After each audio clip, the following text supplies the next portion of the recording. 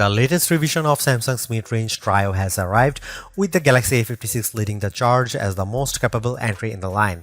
It builds on the Galaxy A55 with markedly thin design, a new chipset, a larger display, and faster charging being the most notable upgrades.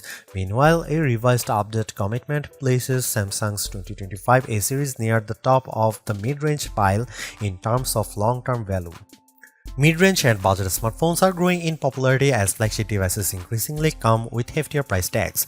That doesn't mean the best cheap phones are slower, less durable versions of their high-end counterparts. In fact, they offer a unique value to budget-conscious buyers. In this category, the Galaxy A series is perhaps the best example, and the Galaxy A56 carries on the tradition.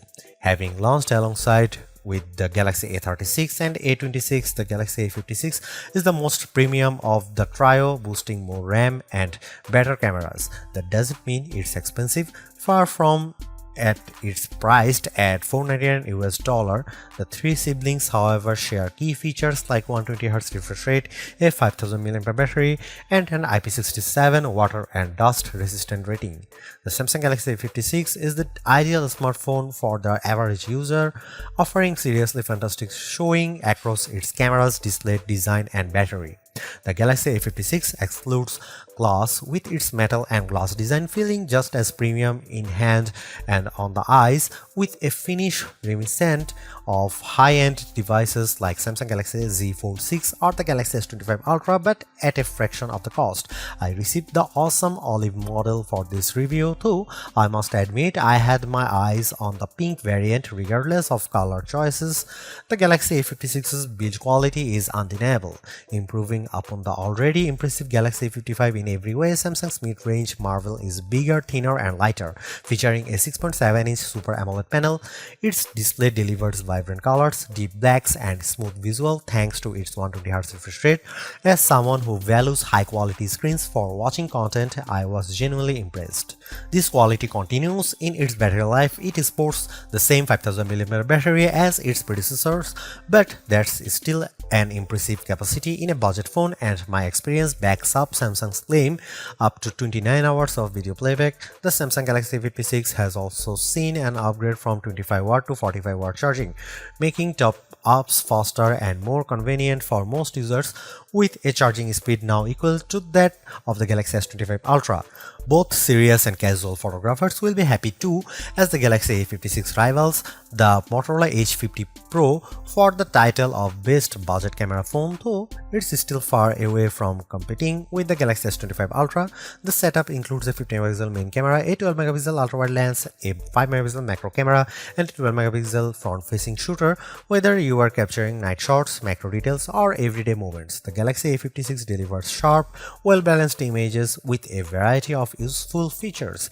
Speaking of useful features, Samsung's famous Galaxy AI isn't present in its budget line of phones.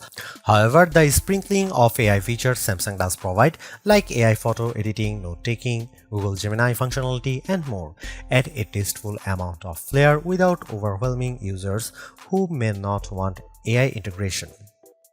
Ironically, the one area in which the Galaxy A56 isn't up to scratch even compared to similarly priced phones is its power. Don't get me wrong, it's still perfectly suited to the average user who wants to call, text, video chat, scroll socials, watch the best streaming services, and play games like Clash Royale, but I think it could do with a touch more grunt under the hood. It's simply not the phone to buy if you need power from your handset. When playing Fortnite, for example, gameplay was seriously choppy even at low graphics and the minimum 20fps settings. That's not a deal breaker, though. At its price point, the Samsung Galaxy A56 is a fantastic choice for the cost-conscious user who wants a well-balanced phone that looks and feels premium.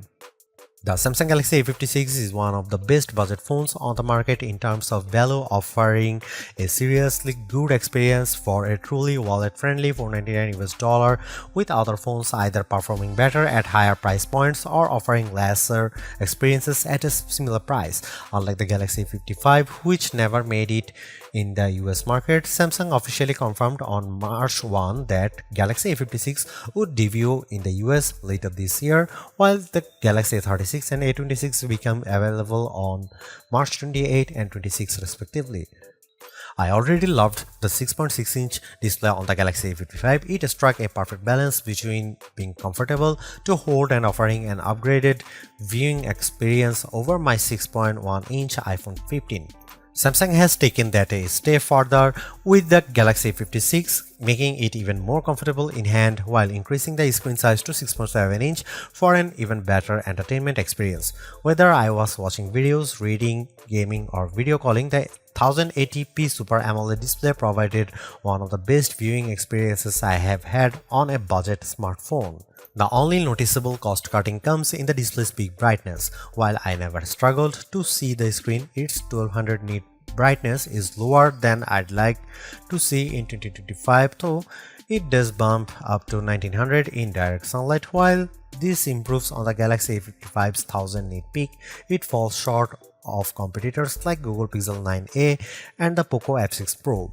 In every other respect, though, the Galaxy A56's display feels truly premium. It's even protected by Corning Gorilla Glass Victus, adding durability against scratches and drop. While I didn't test a full 2-meter drop onto concrete, a few accidental drops left it completely unscratched. I love the Galaxy A55, particularly its design, a blend of metal and glass that gave it a supremely premium feel at a truly budget price. The A56 improves on that in every way, refining an already impressive formula.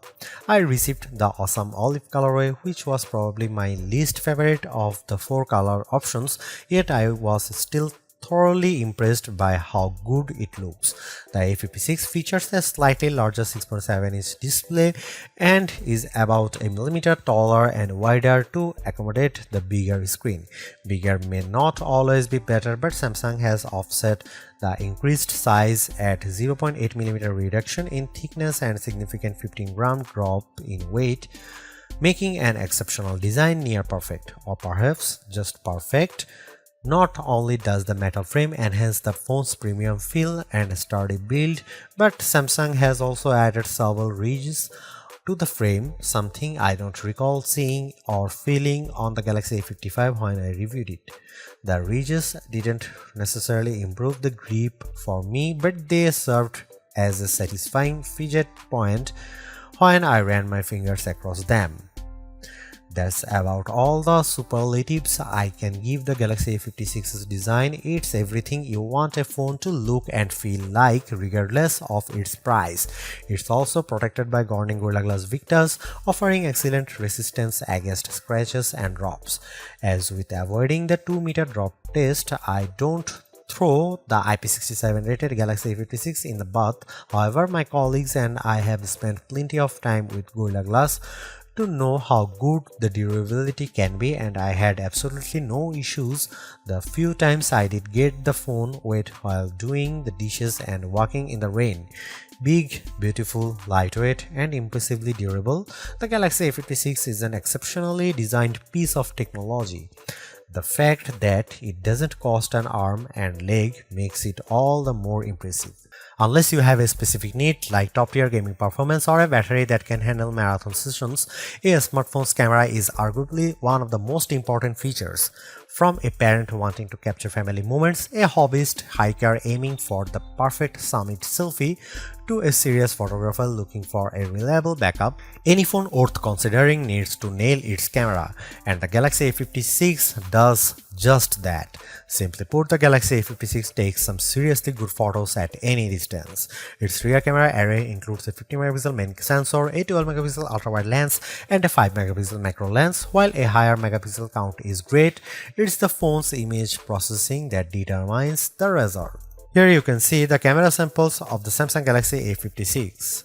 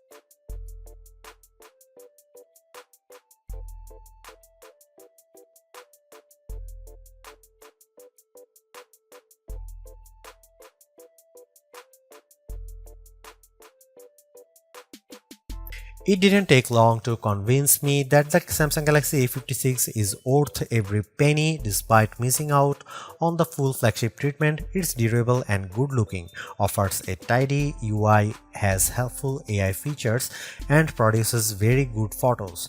It's only held back by lacking enough power for intense tasks like gaming, but it really wasn't designed for that, and it's an easy recommendation for most people.